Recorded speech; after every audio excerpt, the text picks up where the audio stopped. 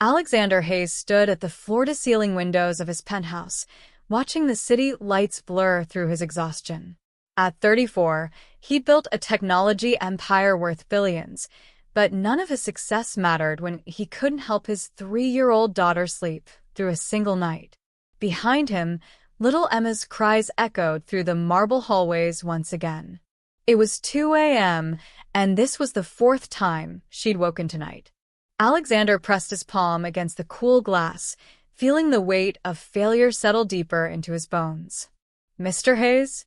His assistant's voice crackled through the intercom. "The new night nurse has resigned.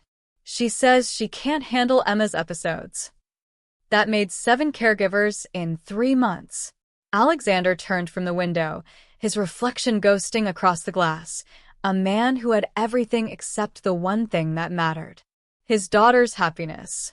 Since his wife Catherine had died in childbirth complications when Emma was born, sleep had become their shared enemy. Emma would wake screaming, inconsolable, reaching for a mother she'd never known. The doctors had examined Emma countless times. Pediatric sleep specialists, child psychologists, even holistic healers, Alexander had spared no expense. They all said the same thing: there was nothing physically wrong with his daughter. The trauma of losing her mother, even at birth, had somehow imprinted itself on Emma's soul. He walked down the hallway, his bare feet silent on the heated floors, and pushed open Emma's door. The room was a princess's dream: hand-painted murals of fairy tale castles, a canopy bed fit for royalty, shelves overflowing with toys that most children could only imagine. None of it mattered when his little girl was suffering. Emma sat in the center of her bed, her blonde curls wild around her tear-stained face, her small body shaking with sobs.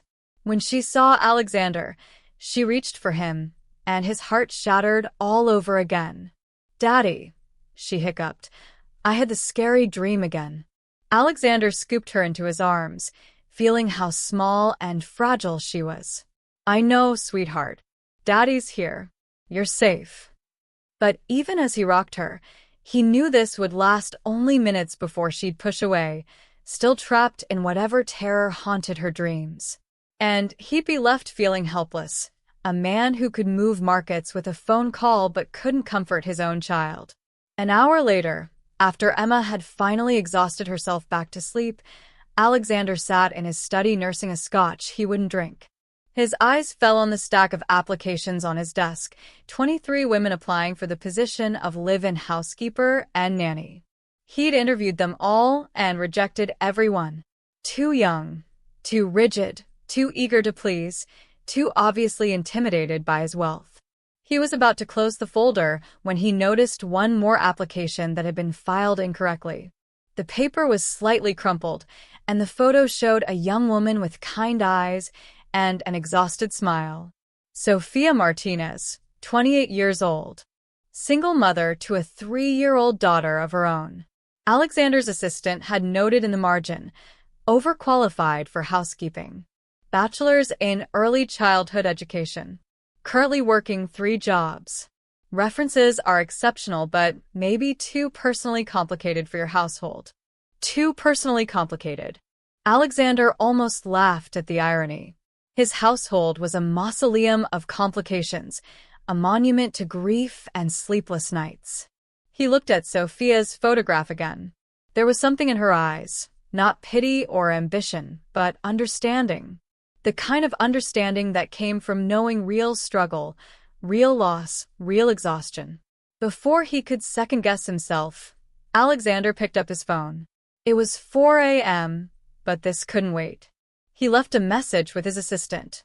Schedule an interview with Sophia Martinez. Today. When the sun finally rose over Manhattan, painting the penthouse in shades of gold, Alexander carried Emma to the kitchen for breakfast. She was quiet this morning, the dark circles under her eyes matching his own.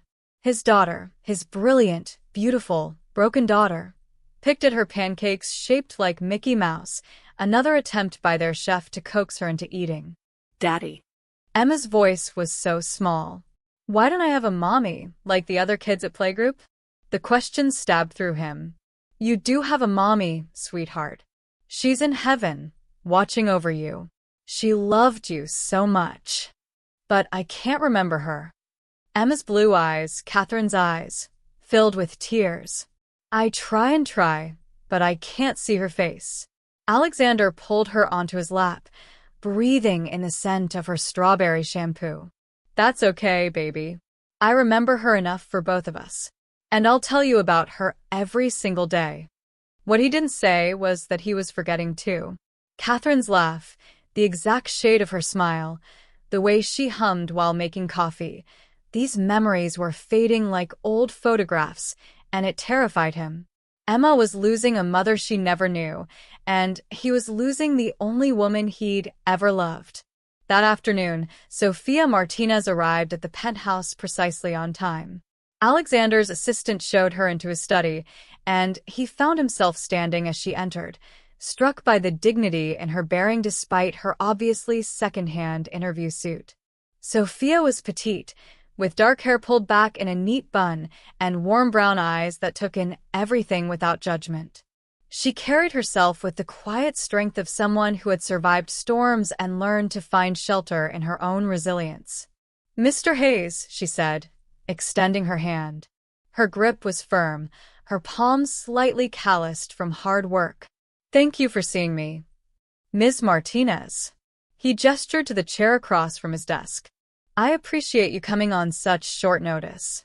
As they sat, Alexander noticed the way she smoothed her skirt, a nervous gesture that somehow made her seem more real than any of the perfectly poised candidates he'd interviewed before. "I'll be direct," Alexander said. "My daughter doesn't sleep. She has night terrors several times every night, and we've been through 7 caregivers in 3 months. The position requires someone who can be available around the clock, someone with infinite patience, and someone who won't run when things get difficult." He paused. "Your application says you have a 3-year-old daughter of your own. I'm curious why you'd want to take a live-in position that would take you away from her." Sofia met his eyes without flinching. "My daughter Lily and I have been living in a 1-bedroom apartment with my sister and her 2 children. We share a pull-out couch. I'm working 3 jobs to make rent and childcare, which means Lily sees me maybe 2 hours a day, and I'm so exhausted I can barely be present even then." Her voice was steady but honest. "The listing said this position includes family accommodations. If I could bring Lily with me, she'd have stability, safety, and a mother who's actually available to her. That's worth more than anything." Alexander sat back, surprised by her candor. Most applicants try to hide their circumstances, ashamed to show vulnerability. Sofia wore hers like armor. "Tell me about your daughter," he said. Sofia's face transformed, love softening every line. "Lily is my miracle. Her father left when I was pregnant, and I almost gave up my degree to work full-time. But I finished, got my teaching certificate, and found a position at a preschool." She paused. "Then my student loans came due, rent went up, and my sister lost her job. The preschool didn't pay enough, so I started cleaning offices at night and waitressing on weekends. I'm doing everything I can, but it's never quite enough. Why not ask your family for help?" Alexander asked, though he suspected he knew the answer. "My parents died in a car accident when I was 21. My sister is all I have, and she's struggling too." Sofia's chin lifted slightly. "I don't want handouts, Mr. Hayes. I want to work. I want to earn a life for my daughter. And I'm very good at what I do." Alexander pulled out her references, though he'd already reviewed them. "Your former supervisor at Little Sprouts Preschool says you have an almost supernatural ability to connect with difficult children. She says you saved their program by working with a child everyone else had labeled as hopeless." "Marcus," Sofia said softly. "He wasn't hopeless. He was grieving. His mother had been deployed overseas, and he was acting out because he didn't know how else to express that he missed her." She leaned forward slightly. "Mr. Hayes, I read about your situation in the preliminary information your assistant provided. Your daughter lost her mother at birth. That kind of loss, even if she can't consciously remember it, lives in her body, in her nervous system. She's not being difficult. She's in pain. Something cracked open in Alexander's chest. In all the appointments, all the specialists, all the expensive consultations, no one had said it quite like that. Everyone treated Emma like a problem to be solved. Sophia saw her as a child in pain. "I'd like to meet Emma," he said, making a decision that felt both reckless and inevitable. "Today, if possible. And bring Lily. I want to see how they interact." Sophia's eyes widened. "You mean I'm being seriously considered?" "Ms. Martinez, I've interviewed 23 candidates. Not one of them looked at me the way you just did when I described my daughter's struggles. Not with pity or judgment, but with understanding." Alexander stood, moving to the window. "I don't need someone who thinks they can fix Emma. I need someone who can see her for who she is and love her anyway." When Sophia left to collect her daughter, Alexander found himself hoping for the first time in months. Maybe, just maybe, this exhausted young mother with kind eyes and calloused hands could bring something into their lives that all his money couldn't buy. Peace. Sophia's hands trembled as she buckled Lily into her car seat in the borrowed Honda Civic that barely ran. She'd taken a risk by being so honest with Alexander Hayes, but she had nothing left to lose except her integrity. If he wanted perfect, polished candidates who would tell him what he wanted to hear, he wouldn't choose her anyway. "Mama, where are we going?" Lily asked, her dark curls bouncing as Sophia checked the buckle for the third time. "We're going to meet someone very special, baby girl. A little girl who might become your friend." Sophia kissed her daughter's forehead, breathing in her innocence. "I need you to be your wonderful self, okay? Just be kind and gentle like you always are." Lily nodded solemnly, her brown eyes, mirror images of Sophia's own, wide with curiosity. At 3 years old, Lily had already learned to be adaptable, to find joy in small things, to make the best of their cramped, chaotic living situation. Sophia's heart ached with pride and guilt in equal measure. The drive back to the Hayes penthouse felt surreal. Sophia had grown up in modest circumstances, worked her way through college, and had always known the wealthy lived differently. But seeing it was another thing entirely. The building's lobby had marble floors and a chandelier that probably cost more than every car Sophia had ever owned combined. The elevator ride to the penthouse felt like ascending into another world. When the doors opened directly into the Hayes residence, Lily gasped, her small hand tightening in Sophia's. "Mama, is this a castle?" Before Sophia could answer, she saw Alexander Hayes approaching with a small girl clutching his hand. Emma Hayes was a vision in a pink dress with lace trim, her blonde hair in perfect ringlets, but it was her eyes that caught Sophia's attention, beautiful and blue and utterly lost. Sophia knelt down to Emma's level, keeping Lily close beside her. "Hi, Emma. My name is Sophia, and this is my daughter, Lily. We heard you have lots of toys here. Would you like to show Lily your favorites?" Emma stared at them silently, her grip on her father's hand tightening. Sophia recognized the look, the guardedness of a child who had learned that adults came and went, that attachment meant eventual pain. But Lily, bless her resilient heart, simply smiled. "I like your dress," she said shyly. "It's so pretty, like a princess." Something flickered in Emma's expression. "You think I look like a princess?" "The prettiest princess ever," Lily confirmed with the absolute certainty only a 3-year-old could muster. Emma studied Lily for a long moment, then seemed to come to a decision. She released her father's hand and took a tentative step forward. "I have a dollhouse. It's really big. Do you want to see?" "Yes, please." Lily looked up at Sophia for permission, and when Sophia nodded, both girls headed toward what Sophia assumed was the playroom, chattering softly to each other. Alexander and Sophia stood in the vast living room, watching the children disappear down the hallway. The silence between them was heavy with hope and uncertainty. That's the first time she's voluntarily interacted with another child in weeks, Alexander said quietly. Usually, she hides behind me. Lily has always been good with other kids, Sophia replied, her heart swelling with love for her daughter. She doesn't have much, but she's learned that sharing what she does have makes her rich in the ways that matter. Alexander turned to look at her, and Sophia felt the weight of his scrutiny. Up close, she could see the exhaustion etched in his handsome features, the silver threading through his dark hair at the temples.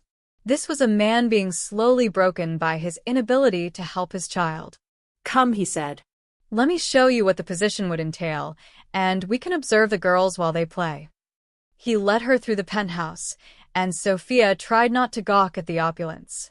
Every room was designer perfect, but there was something hollow about it all, like a magazine spread where no one actually lived.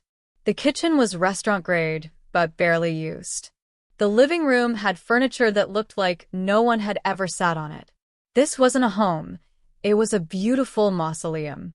The playroom, however, was different. Here, there were signs of life. Toys scattered across the plush carpet, books with bent pages, art supplies in cheerful disarray.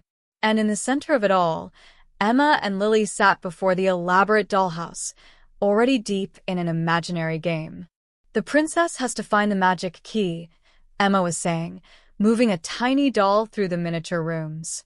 But there's a dragon guarding it, Lily added, picking up a plastic dinosaur and making it roar softly. We need to be brave. Sophia felt Alexander tense beside her. She doesn't usually play like this, he murmured. So imaginative. So happy. They watched as the girls navigated their make-believe adventure, and Sophia saw something beautiful unfolding. Emma was tentative at first, but Lily's genuine enthusiasm was infectious. Within minutes, Emma was laughing, a sound so pure and unexpected that Alexander actually gasped. When was the last time she laughed like that? Sophia asked gently. I don't remember, Alexander admitted, and the pain in his voice was palpable. Maybe never. For the next hour, Alexander explained the position's requirements while they observed the children from various vantage points. The role was extensive, maintaining the household, preparing meals, managing Emma's schedule, and most importantly, being available during Emma's night terrors. The salary he quoted made Sophia's breath catch. It was more than all three of her current jobs combined. The family accommodations are on the 3rd floor, Alexander said, leading her up a staircase. It's a 2-bedroom suite with a full kitchen and living area, completely private. If you accept the position, it would be yours and Lily's for as long as you work here. Sophia stepped into the suite and felt tears prick her eyes.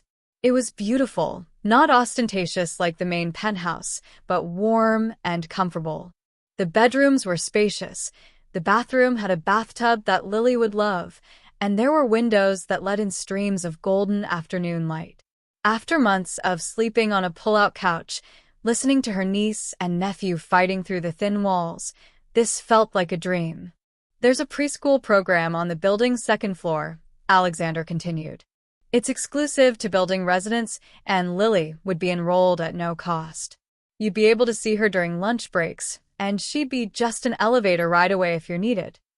Sophia turned to face him, her professional mask slipping for just a moment.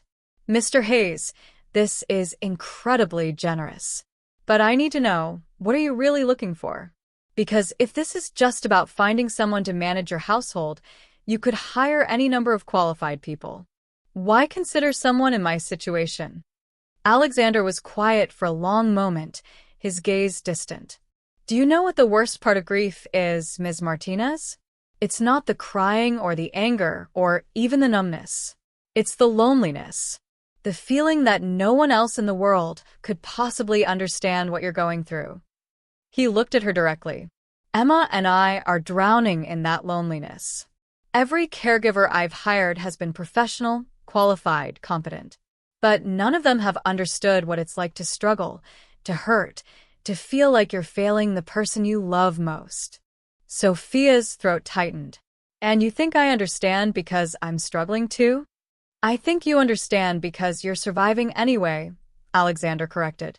You're working 3 jobs, raising your daughter alone, and according to your references, you still show up every day with kindness and dedication. That's not just surviving, that's courage. And that's what Emma needs to see. Not perfection, but courage. Before Sophia could respond, they heard a crash from downstairs, followed by a child's cry. Both of them ran, Sophia's heart in her throat, but when they reached the playroom, they found Emma sitting on the floor, surrounded by spilled paint, crying while Lily patted her shoulder. It's okay, Lily was saying. Accidents happen. My mama says mistakes are just proof we're trying. But Emma was spiraling, her cries escalating toward panic. Daddy's going to be mad. I ruined everything. I always ruin everything. Alexander rushed to his daughter, but Sophia instinctively knelt beside the girls. Emma, sweetheart, look at me. She kept her voice calm and steady. Accidents happen to everyone. The paint can be cleaned up. You didn't ruin anything. Emma's blue eyes, wild with fear, locked onto Sophia's. But Daddy. Your daddy loves you, Sophia said firmly. More than anything in the world. And he would never be mad at you for an accident. Right, Mr. Hayes? Alexander's voice was thick with emotion. Never, baby girl.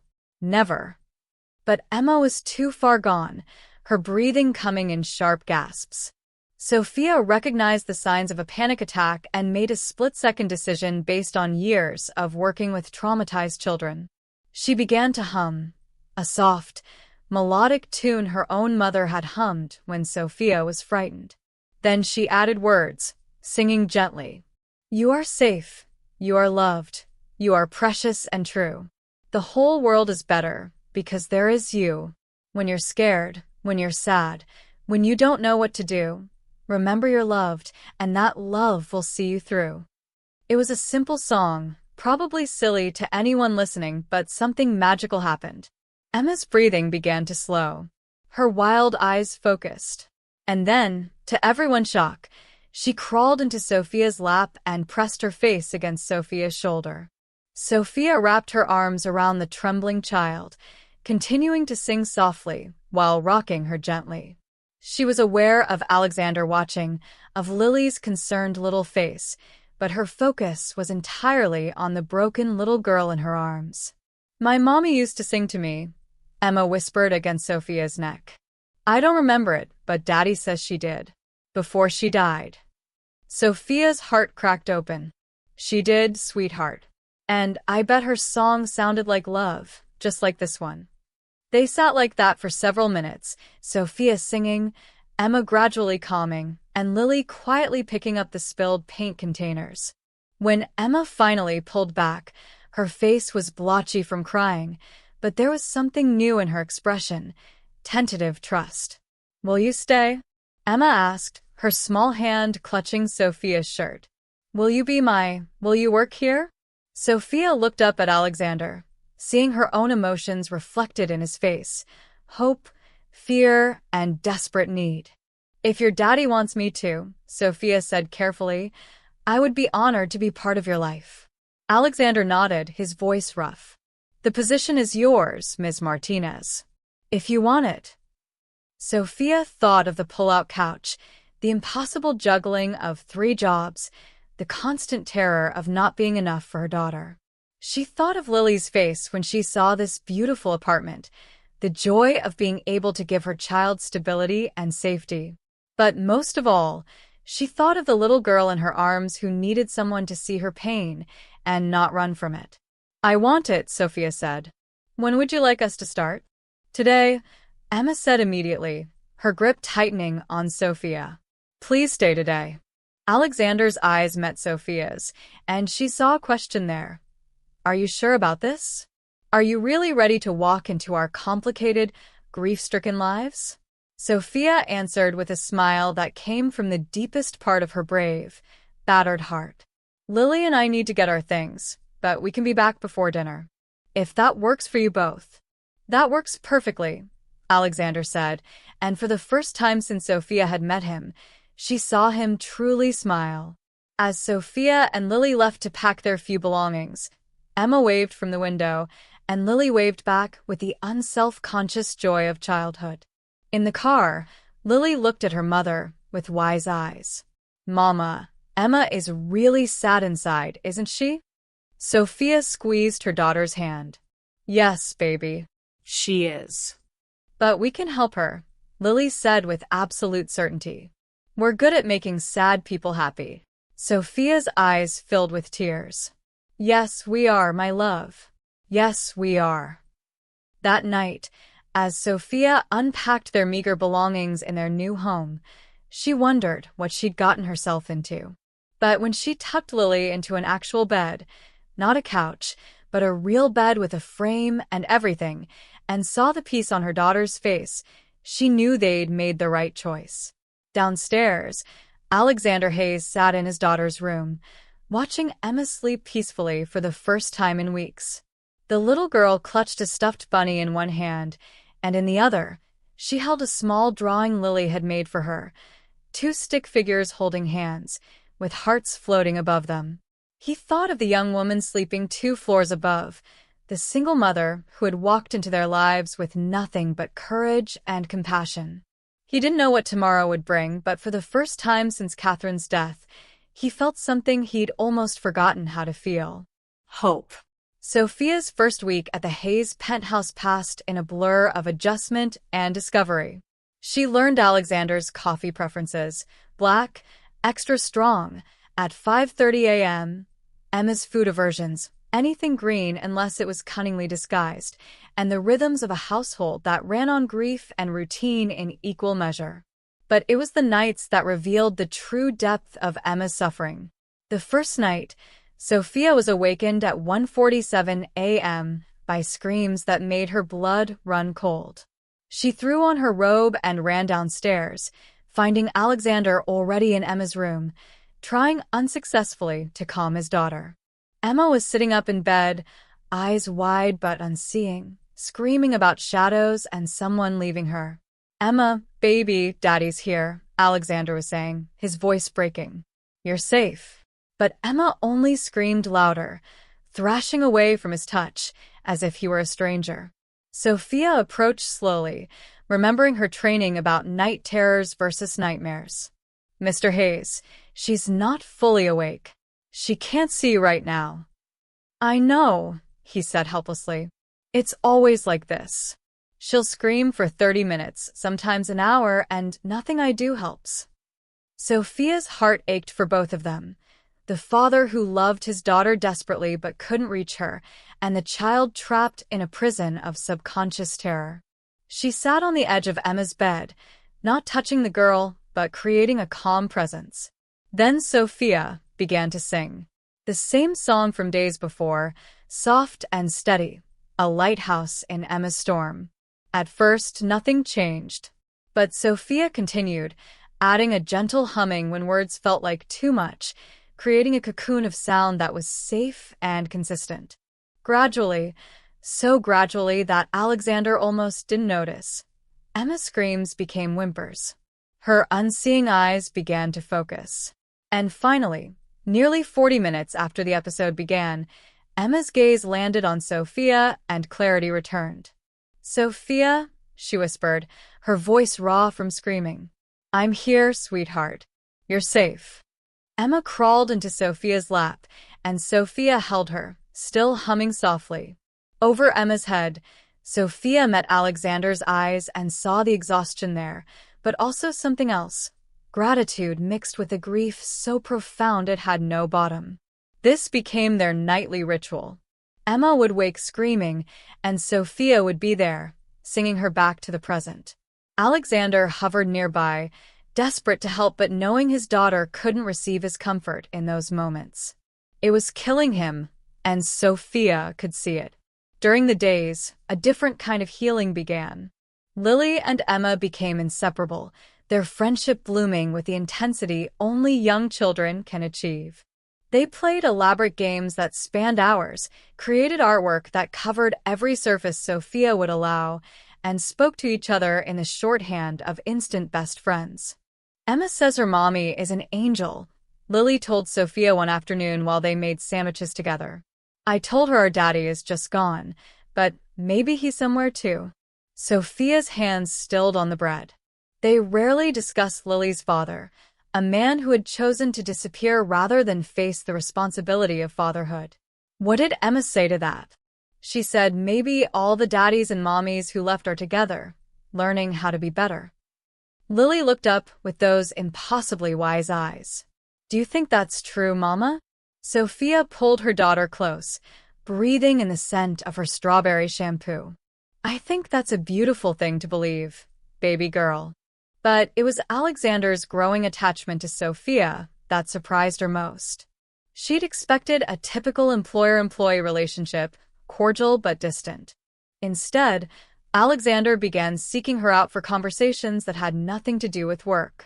He asked about her day, her opinions on books they'd both read, her dreams for Lily's future. He listened to her stories about working 3 jobs with the rapt attention of someone starved for genuine connection. You never complain, he observed one evening after Emma and Lily had been put to bed. They were in the kitchen, Sophia cleaning up from dinner while Alexander sat at the counter, something he did more and more frequently. What would be the point? Sophia asked, wiping down the already immaculate marble countertop. Most people in your situation would complain, would be angry at the unfairness of it all. Sophia paused, considering. I've learned that anger takes energy I don't have to spare. And besides, I have Lily. She's everything good that's ever happened to me. How can I be angry when I have her? Alexander was quiet for a long moment. Catherine, my wife, she would have said something like that. She had this ability to find light in dark places. It was the first time he'd spoken his wife's name to Sophia, and she recognized it for the gift it was. Tell me about her? And he did. Alexander told Sophia about meeting Catherine in college, how she'd been a literature major who believed stories could change the world. How she'd made him laugh, made him want to be better, made him believe in love as more than just a concept. He told her about their wedding day, Catherine's pregnancy, their joy at the upcoming arrival of their daughter. She was 7 months along when she started having headaches, Alexander said, his voice distant. The doctors discovered extremely high blood pressure. They tried to manage it, but he stopped swallowing hard. She went into premature labor. There were complications. They saved Emma, but Catherine she hemorrhaged. They couldn't stop it. Sophia's eyes filled with tears. I'm so sorry. The worst part is that Emma will never know her. Never know how much she was wanted, how Catherine used to sing to her belly every night, how she'd already made plans for Emma's first day of school, her first heartbreak, her wedding day. Alexander looked at Sophia. How do you give a child something you don't have? How do I give Emma her mother's love? You can't, Sophia said gently. And that's not failure, Mr. Hayes. You can only give her your love, which is different, but just as powerful. But Emma? She hesitated, knowing she was about to cross a professional line. Emma isn't just grieving her mother's absence. She's absorbing your grief too. Children are like sponges. They soak up the emotions around them even if they don't understand them. Alexander looked stricken. You think I'm making her worse? No, Sophia said firmly. I think you're both drowning, and you're so focused on saving her that you've forgotten to save yourself. That conversation haunted Sophia over the following days. She watched Alexander with Emma. The tenderness, the desperation, the way he tried so hard to be everything his daughter needed that he'd lost sight of his own humanity. She watched Emma watching her father, learning from him that grief was something to be endured alone, that vulnerability was weakness, that love meant suffering. It was during the second week, on a night when Emma's terrors were particularly fierce, that Sophia did the unthinkable. Emma had been screaming for over an hour. Sophia had tried singing, tried her calm presence, tried everything in her therapeutic toolkit. Alexander paced the hallway outside, his own hands shaking with helplessness. And Lily, awakened by the commotion, stood in the doorway, looking frightened. Sophia made a decision that would change everything. "Lily's sweetheart, come here," she called softly. Lily approached hesitantly, and Sophia guided her to sit on Emma's bed. Then Sophia did something no professional would recommend, something that violated every boundary between employer and employee, something completely unthinkable. She gathered both girls in her arms and began to sing a different song, not the gentle lullaby from before, but something more. A song about mothers and daughters, about love that transcends death, about how the people we lose never truly leave us. "Mr. Hayes," she called, not looking up from the children. "I need you." Alexander appeared in the doorway, his face haggard. "What?" "Sit with us," Sophia said. "Hold your daughter. Not as someone trying to fix her, but as someone who's hurting too. Let her see your grief, your love, all of it."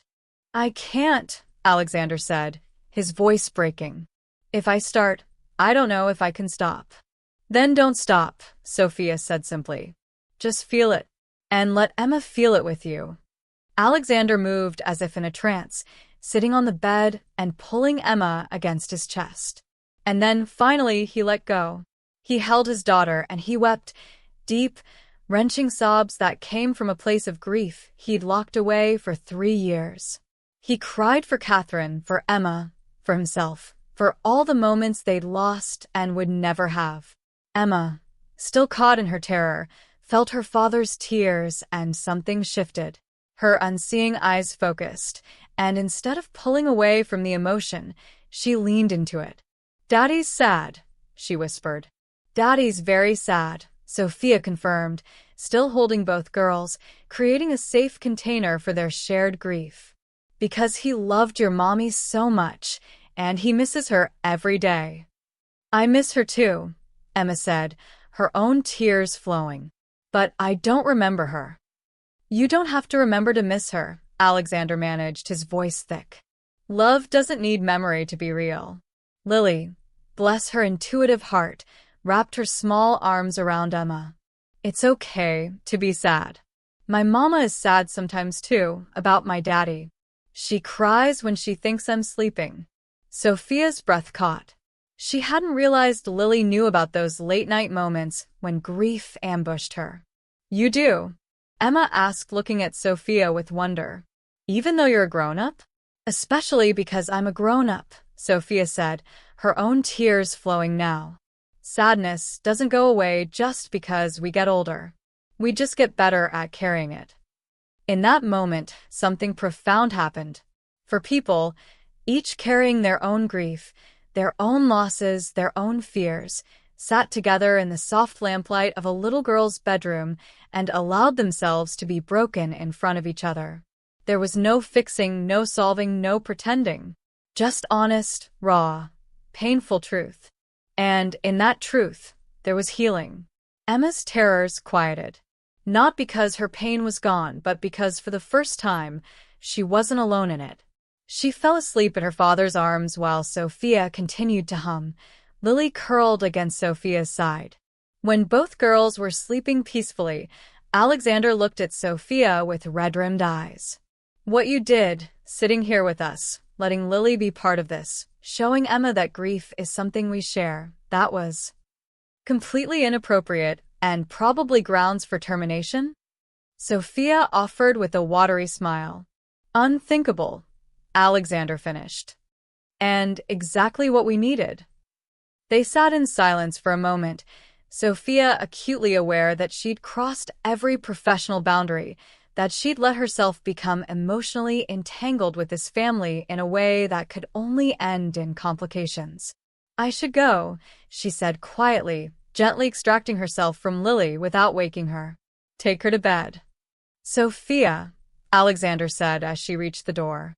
"Thank you for seeing what we needed even when we couldn't see it ourselves." Sophia nodded, not trusting her voice, and carried her sleeping daughter upstairs. As she tucked Lily into bed, her hands were shaking. What had she done? She'd opened a door that couldn't be closed, let herself care in a way that went far beyond professional responsibility. She'd let herself love this family. And that was the most unthinkable thing of all. The night Sophia broke down every professional boundary marked a turning point in the Hayes household. Emma's night terrors didn't vanish. Trauma doesn't heal that quickly, but they became less frequent, less intense. More importantly, when they did occur, Emma no longer faced them alone. Alexander began sitting with his daughter through the episodes, no longer trying to fix or calm, but simply being present in the pain. Sophia would join them, bringing Lily when her daughter woke and wanted to help. They became a unit, these four people bound by shared vulnerability. But with healing came complications Sophia hadn't anticipated. It started small. Alexander began working from home more often, reorganizing his schedule around breakfast with Emma and Lily. He'd sit at the kitchen table while Sophia prepared their meals, asking the girls about their dreams, their fears, their favorite colors. He was learning to be present, and Sophia watched him transform from a distant, grieving father into someone whole and engaged. "You're different," Sophia observed one morning after the girls had run off to play. Lighter, somehow. Alexander looked at her, and the intimacy in his gaze made her breath catch. "You gave me permission to feel again. I'd been so focused on being strong for Emma that I forgot how to be human." These moments happen more frequently, small exchanges loaded with unspoken meaning. Their hands would brush while washing dishes. He'd catch her eye across the room and smile in a way that made her stomach flutter. She'd find notes he'd left, thanking her for small kindnesses that went far beyond her job description. Sophia tried to maintain professional distance, but it was like trying to hold back the tide. She found herself looking forward to their late evening conversations, the way he listened to her stories about growing up with immigrant parents, her struggles through college, her dreams of one day opening her own childcare center. He shared his fears about Emma's future, his guilt about Catherine's death, his loneliness in a world that saw only his wealth and success. "Do you know what people see when they look at me?"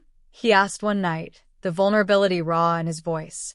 "They see a bank account, a business empire, a tragedy to be pitted or a trophy to be won. But you see me." "That's not true," Sophia protested, even as her heart raced. "Surely you're friends." "My friends stopped calling after Catherine died. They didn't know what to say, so they said nothing." Alexander's laugh was bitter. "And the women who've tried to date me since? They see a widower with a difficult child. Someone they can either save or who can save them financially. No one just sees me." Sophia wanted to tell him she saw him, saw the good man beneath the grief, the loving father beneath the fear, the lonely human beneath the billionaire exterior. But acknowledging it felt dangerous, like standing at the edge of a cliff. The tension between them grew, while their daughter's friendship deepened. Emma and Lily were attached at the hip, creating an elaborate fantasy world where they were sisters and princesses and adventurers all at once. They'd beg to have sleepovers in each other's rooms, wake each other up at dawn with giggles, and defend each other with the fierce loyalty only children possess. "Are you going to marry Emma's daddy and become her real mommy?" Lily asked Sophia one afternoon with the blunt directness of a 3-year-old. Sophia nearly dropped the plate she was holding. "What? No, sweetie." We're not. "But you love him," Lily said matter-of-factly. "I can tell. You smile different when he's home." Sophia's cheeks burned. "Lily, it's more complicated than that." "Why?" Lily asked with the devastating simplicity of childhood. "If people love each other, they should be together. That's how it works in stories." But this wasn't a story, Sophia reminded herself firmly. This was real life, with real consequences. She was an employee, a single mother trying to build stability for her daughter. Getting romantically involved with Alexander would jeopardize everything: her job, her home, the carefully constructed security she'd fought so hard to achieve. Yet her heart refused to listen to logic. Things came to a head on a Friday evening 3 weeks after Sophia had first held Emma through her night terror. Alexander's sister was visiting from Boston, and from the moment Victoria Hayes walked through the door, Sophia felt the temperature in a room drop. Victoria was everything Sophia wasn't: polished, educated at the finest schools, dripping with the casual confidence of generational wealth. She looked at Sophia with the same assessing gaze she might give a piece of furniture, determining if it was up to standard. "So you're the new nanny," Victoria said, her smile not reaching her eyes. "Alex has told me so much about you." "Sophia is more than a nanny," Alexander said, his tone defensive in a way that made Sophia's stomach knot. "She's been instrumental in Emma's progress." "How wonderful," Victoria said in a tone that suggested it was anything but. "Though I do hope you're maintaining appropriate boundaries. The last thing Emma needs is to become attached to someone who's ultimately temporary." The word hung in the air like a slap. Temporary. Because that's what Sophia was, wasn't she? Hired help, no matter how much Alexander valued her contributions or how close they'd become. "Aunt Victoria." Emma's voice rang out as she and Lily appeared, both girls wearing dress-up tiaras. "Look, this is my best friend Lily. She's Sophia's daughter, and she lives here too." Victoria's perfectly sculpted eyebrows rose. "You allowed your employee to move her child into your home? Alex, really?" "It's part of the employment arrangement," Alexander said stiffly. "And it's been wonderful for Emma to have a friend."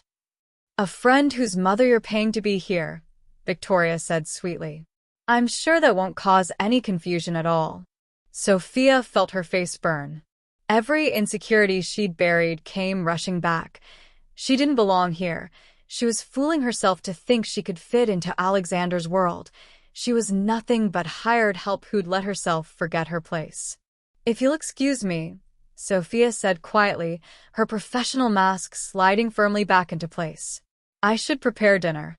She fled to the kitchen, her hands shaking as she began pulling ingredients from the refrigerator. She heard Alexander and Victoria arguing in low voices in the other room, but couldn't make out the words over the roaring in her ears. "Mama?" Lily appeared in the doorway, her small face concerned. "Why did that lady make you sad?" "I'm not sad, baby girl," Sophia lied, forcing a smile. "Just busy." But Lily wasn't fooled. At 3 years old, she'd already learned to read her mother's moods with devastating accuracy. "She was mean to you." Emma's daddy told her to stop, but she didn't listen. Sophia pulled Lily close, breathing in her daughter's familiar scent. "Sometimes people say things that hurt without meaning to. It's okay." "But you're not just the nanny," Lily said fiercely. "You're you. You're special." Sophia's eyes filled with tears. "I love you so much, you know that?" "I know," Lily said, patting Sophia's cheek. "But I think Emma's daddy loves you too. And that lady doesn't like it." Before Sophia could respond, Alexander appeared in the doorway. His jaw was tight, his eyes stormy. "Sophia, I'm sorry. Victoria had no right." "She's right, though," Sophia interrupted, keeping her voice low so Lily wouldn't hear the pain in it. "I am temporary.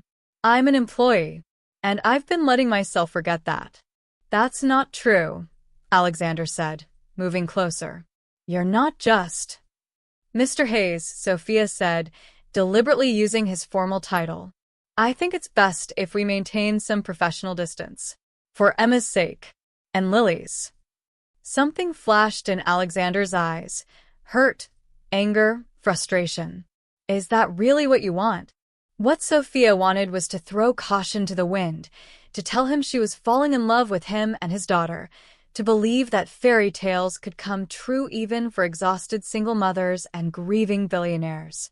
But wanting something didn't make it wise. "It's what's necessary," she said instead. The next week was torture. Sophia did her job impeccably, but maintained careful distance from Alexander. She stopped joining him for late evening conversations, kept their interactions brief and professional, and spent her free time in her own suite rather than downstairs. Alexander respected her boundaries, though she could feel his confusion and hurt like a tangible thing. The girls noticed the change immediately. "Why doesn't Daddy laugh with you anymore?" Emma asked Sophia one afternoon while they made cookies together. "Your daddy and I are just busy, sweetheart," Sophia said, focusing intently on the dough. "But you're sad," Emma pressed. "And Daddy is sad too. Did you have a fight?" "No fight," Sophia assured her. "Sometimes grown-ups just need space." But Emma wasn't satisfied. That night, she had her worst night terror in weeks, screaming for her mother and Sophia both, inconsolable in a way she hadn't been since Sophia first arrived. Alexander tried to comfort her, but Emma only cried harder, reaching for Sophia. Sophia couldn't maintain her distance in the face of Emma's pain.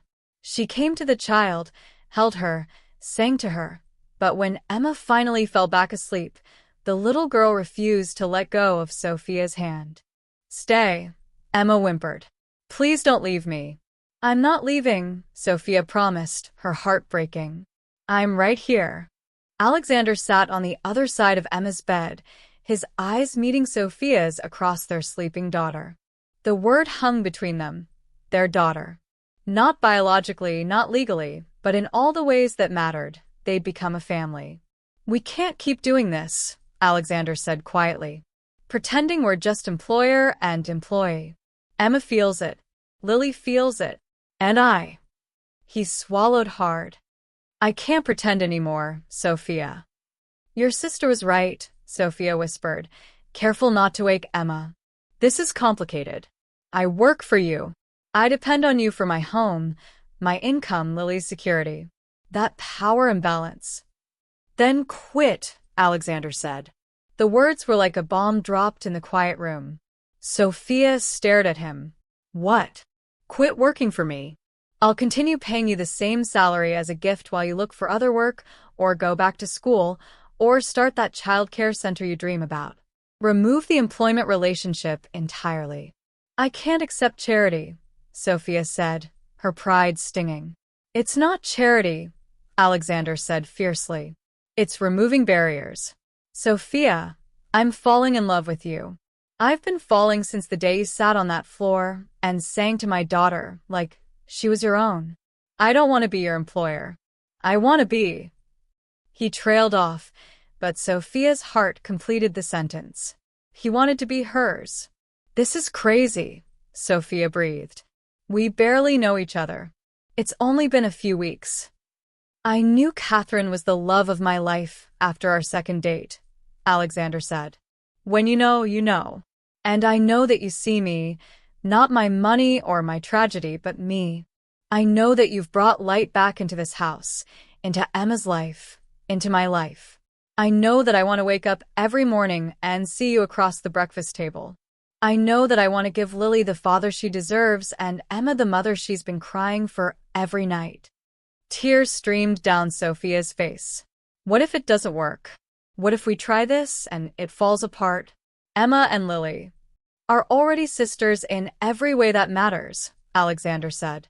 "But you're right to be cautious. This isn't just about us. We have two little girls who need stability." He reached across Emma's sleeping form to take Sophia's free hand. "So, let's do this right. Let me court you, Sophia Martinez. Let me take you on dates and buy you flowers and prove that this isn't about convenience or gratitude or any of the things my sister suggested. Let me show you that what I feel is real." Sophia looked at their daughter sleeping between them, at the little girl who had brought them together. She thought of Lily upstairs, who deserved to see her mother choose love instead of fear. She thought of everything Victoria had said, all her own doubts and insecurities, the very real risks of what Alexander was proposing. And then she thought of the alternative, walking away from this man, this family, this chance at happiness because she was too afraid to believe she deserved it. "Okay," she whispered. "Court me." Alexander's smile was like sunrise. Yeah, Sophia confirmed, laughing through her tears. "But slow. And careful. And if at any point this feels wrong, Then we stop, Alexander promised. But Sophia? It won't feel wrong. This is the most right thing I've felt since before Catherine died. That night, they stayed together in Emma's room, the three of them sleeping in a pile on her princess bed. When Lily woke and found them there, she climbed in too, and they became a tangle of limbs and love and hope. When Victoria stopped by the next morning and found them all having breakfast together, laughing and relaxed, her disapproval was obvious. But Alexander met his sister's gaze steadily. "This is my family," he said simply. "All of them. And I'd appreciate your respect, if not your approval." Victoria left in a huff, but Sophia barely noticed. She was too busy watching Lily and Emma fight over the last pancake while Alexander mediated with the patience of a practiced diplomat and thinking that maybe, just maybe, fairy tales did come true.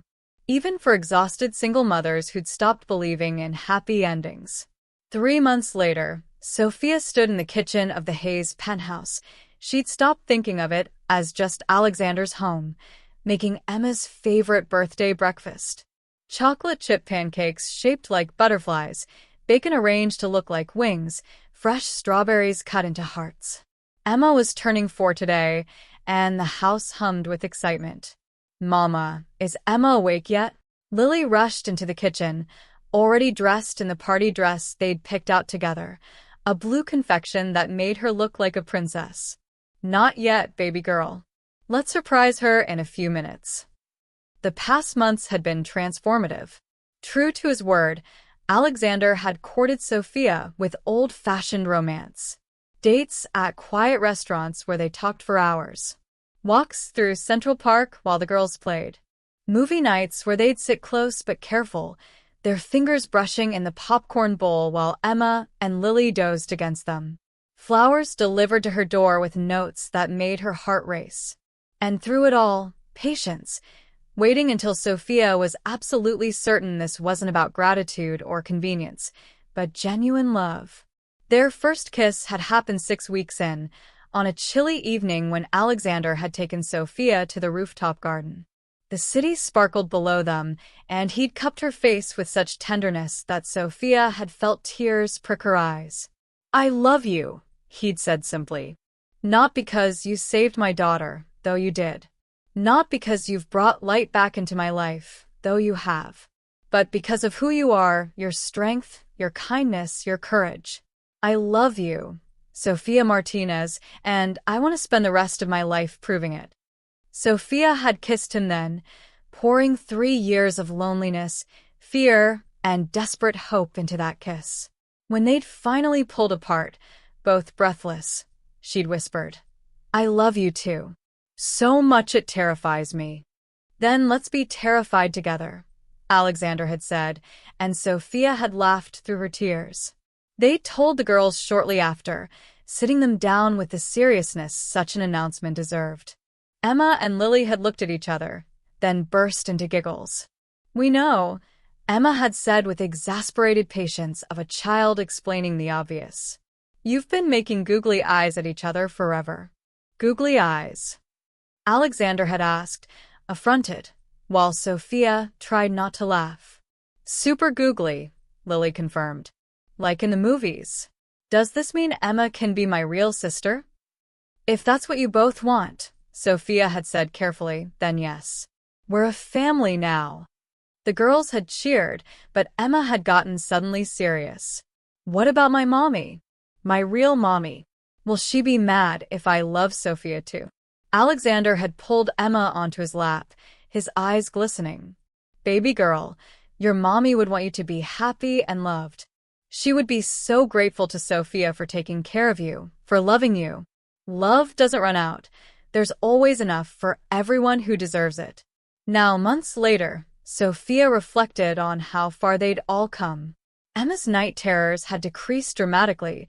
She still had occasional bad dreams, but they were manageable, and she'd learned to reach out when she was scared rather than suffering alone. She was enrolled in the same preschool as Lily, where they were known as the inseparable duo. Alexander had learned to work less and live more. He'd cut back his hours, delegated more responsibility, and prioritized being present for the important moments. Last week, he'd left a board meeting early to attend Emma and Lily's preschool performance, arriving just in time to see them sing a duet about friendship. And Sophia?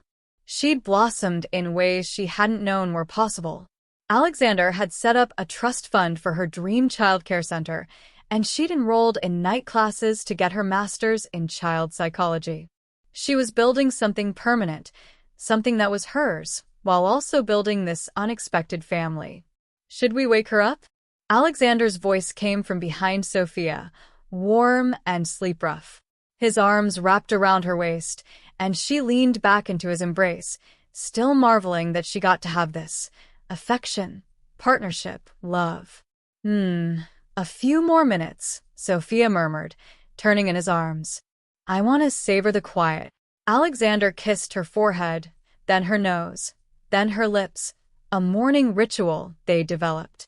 Have I told you yet today that I love you? Not yet, you're slacking, Sophia teased.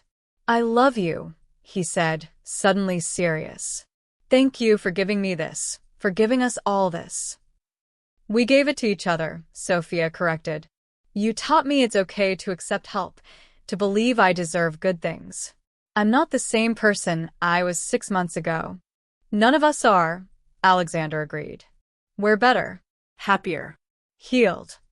A crash from upstairs interrupted the moment, followed by giggles. Emma and Lily had woken each other up and were making their way downstairs, attempting to be sneaky and failing spectacularly.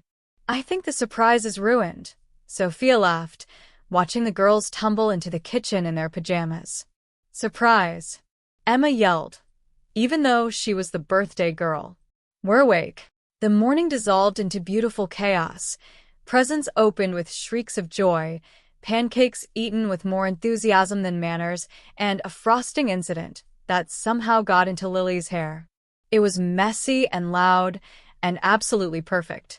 Later, after the birthday party had wound down, a small affair with a few friends from preschool and too much cake, Sophia found Emma on the window seat in her room, looking thoughtful. Hey, birthday girl, Sophia said softly, sitting beside her. Everything okay?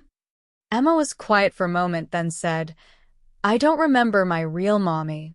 I try really hard, but I just can't see her face.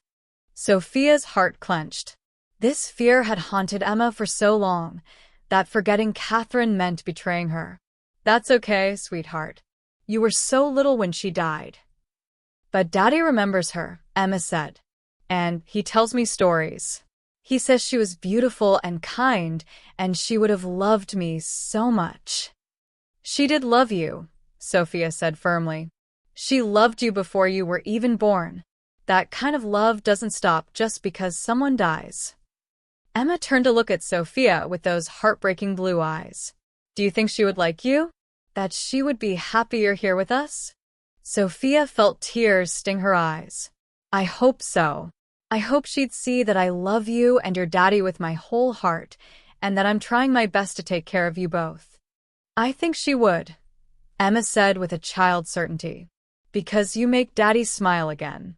And you make me feel safe when I have bad dreams. And you gave me Lily as a sister. She paused. Can I call you Mama? Lily does, and I want to also. But I don't want my real mommy to be mad. Sophia pulled Emma into her arms, crying openly now. Oh, sweetheart. Having two mamas doesn't make either one less special. Your birth mama, Catherine, will always be your mother. She gave you life. But if you want to call me Mama too, I would be so honored.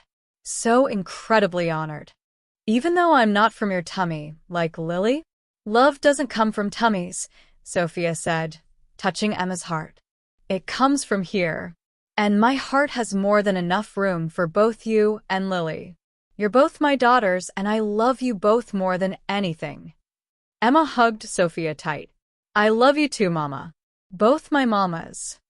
They sat like that for a long time, and when Alexander found them, he joined the embrace without a word. This was their family, built not from biology but from choice, not from perfection but from showing up for each other in the messy, complicated, beautiful work of healing.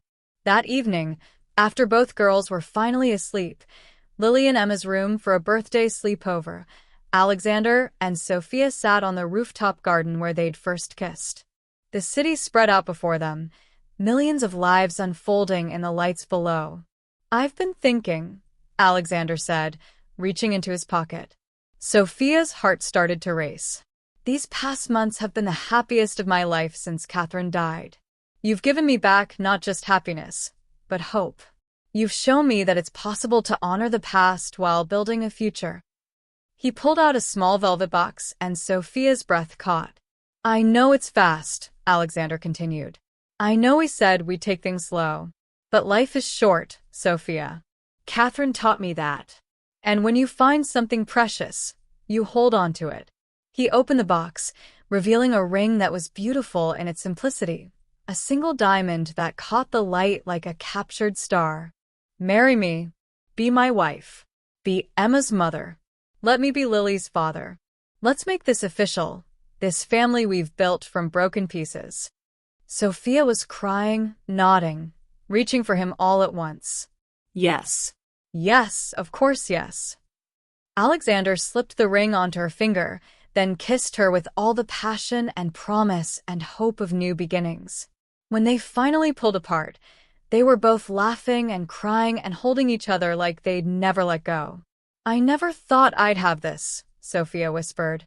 "A man who sees me, loves me, wants to build a life with me. A home where Lily is safe and cherished. A daughter to love alongside my own. It's everything I dreamed of, but never believed I deserved." "You deserve this and more," Alexander said fiercely. "You deserve every good thing life has to offer. And I'm going to spend the rest of my life making sure you never doubt that again." They planned a small wedding for the spring, just close friends and family. Victoria even came around, eventually, grudgingly admitting that she'd been wrong about Sophia. "You're good for him," she told Sophia privately. "You brought my brother back to life. And you love those girls like they're your everything. I'm sorry I didn't see it sooner." The wedding day was beautiful in its simplicity. Sophia wore a cream dress that made her feel like a princess, and Alexander couldn't stop staring at her like she'd hung the moon. But the real stars of the ceremony were Emma and Lily, who stood beside their parents as flower girls and burst into applause when Alexander kissed his bride. "We're a real family now," Emma announced to everyone, and the guests laughed even as they cried. At the reception, Sophia danced with her daughters, both of them, while Alexander watched with unabashed tears in his eyes. Later, he cut in, pulling Sophia close while the girls danced together nearby. "Happy?" he asked. "So happy I'm afraid I'll wake up," Sophia admitted. 6 months ago, I was sleeping on a pull-out couch, working 3 jobs, barely surviving. Now I'm married to the love of my life, with 2 beautiful daughters and a future full of possibilities. It feels like a dream." "It's real," Alexander promised. "And we earned it, every bit of it, through honesty and vulnerability and choosing love even when it was scary." That night, after they'd put the girls to bed, in their new shared bedroom that they'd decorated together, 2 princess beds side by side, Alexander and Sophia stood in the doorway watching them sleep. "Do you remember the first night I sang to Emma?" Sophia asked softly. "How impossible everything seemed." "I remember thinking you were crazy," Alexander admitted. "Bringing your own daughter into a stranger's grief, opening yourself up to our mess." "It was unthinkable," Sophia agreed. "Breaking every professional boundary, letting myself love when I had no guarantee it would work out. And yet here we are," Alexander said, pulling her close. "Happy. Healed. Home." Emma stirred in her sleep, reaching out unconsciously for Lily's hand across the gap between their beds. Lily, still sleeping, grabbed hold, and both girls settled into deeper rest. "They'll be okay," Sophia whispered. "Both of them. We'll make sure of it." "We already are," Alexander said. "Look at them, sleeping peacefully, knowing they're loved and safe. That's all we can give them, really." love and safety, and the knowledge that they never have to carry their pain alone. They stood there a while longer, these two broken people who'd found each other and built something whole from their jagged pieces. Behind them lay grief and struggle and lonely nights. Ahead lay challenges and complications and the messy work of blending families. But in this moment, there was only love, the kind that heals, the kind that endures, the kind that transforms ordinary people into family. "Come on," Sophia said finally, tugging Alexander toward their own bedroom. "Let's go be happy." "Happily ever after?" Alexander asked with a smile. Better, Sophia said. "Happily ever forward." And hand in hand, they walked into their future, unafraid, together and deeply, wonderfully loved. Epilogue. 5 years later, Emma sat at the kitchen table doing homework while Lily helped Sophia prepare dinner. A new addition had joined their family, 2-year-old Marcus, who had Alexander's dark hair and Sophia's warm eyes. "Mama?" Emma looked up from her math worksheet. She called both Catherine and Sophia Mama now, differentiating by adding Mama in heaven or Mama Sophia when needed. "Can you help me with this problem?" Sophia wiped her hands and moved to help, reading over Emma's shoulder. "What are you stuck on, sweetheart?" "The word problem," Emma said. "It's about a family, and I need to figure out how many people there are total." "But..." She paused. "The problem says there's a mom and a dad and 2 kids. But our family doesn't fit that. We have 1 dad and 1 mama, but also mama in heaven. And we have 2 big sisters and 1 little brother. How do I count that?" Sophia exchanged a look with Lily, both of them smiling. "You know what, baby? Your teacher probably meant for you to just add the numbers in the traditional way. But you're right. Families come in all different shapes and sizes. Why don't you solve it both ways? The way the problem expects, and the way our actual family would be counted." Emma's face lit up. "So, I can write about our real family?" "Absolutely," Sophia said. "Our family is just as valid as any other, maybe even more special because we chose each other." Later, when Alexander came home from work, still earlier than he used to, prioritizing family dinner above all else, Emma showed him her homework proudly. "Look, Daddy, I made a word problem about us. If a family has 1 daddy, 1 mama in heaven, 2 big sisters, and 1 little brother, how many people of love does the family have?" And the answer is infinity, because love doesn't count, it just grows. Alexander lifted his daughter and spun her around, both of them laughing. "That's the best math problem I've ever seen. A+ work, kiddo." That night, after the children were in bed, Sophia and Alexander sat on their rooftop garden, their special place for reflection and gratitude. "She put Catherine in her math problem," Alexander said softly, "as naturally as breathing. Like it's the most normal thing in the world to have a mama in heaven and a mama here." "It is normal," Sophia said. "For her. For us. We made it normal by being honest about grief and love and all the complicated feelings in between." Alexander pulled Sophia close, breathing in the familiar scent of her. "I never thought I'd be this happy again. Never thought I'd love someone the way I love you, or that Emma would have a mother who loves her so completely. I never thought I'd stop being afraid," Sophia admitted. "Afraid I wasn't enough, wasn't worthy, wasn't meant for happiness like this. But you taught me that I deserve good things. That we all do." They sat in comfortable silence, watching the city lights below. Somewhere in the penthouse, their children slept safely, Emma dreaming of mathematical equations about family, Lily dreaming of the art project she'd start tomorrow, Marcus clutching his favorite stuffed bear. Their children, all of them, biological and chosen, loved equally and completely. "Thank you," Alexander said eventually, "for doing the unthinkable that night, for breaking the rules and letting yourself care, and showing us all that healing is possible." Sophia smiled, remembering that long-ago evening when she'd gathered two frightened little girls and one grieving father and had simply let them be broken together. "Thank you for being brave enough to let me," she replied. "For opening your heart when it would have been safer to keep it closed." They stayed there until the stars came out, two people who'd found each other in the darkness and had created light. Their story wasn't perfect. There were still hard days, moments of grief, challenges to navigate. But they faced it all together, a family forged not from perfection but from the courageous choice to love anyway. And that, Sophia thought as Alexander kissed her beneath the stars, made for the best kind of fairy tale. The real kind, where happy endings weren't given but earned, where love wasn't easy but worth fighting for, where family wasn't defined by blood, but by the unthinkable act of opening your heart to someone else's pain and saying, "I'll carry this with you." That was the real magic. That was love.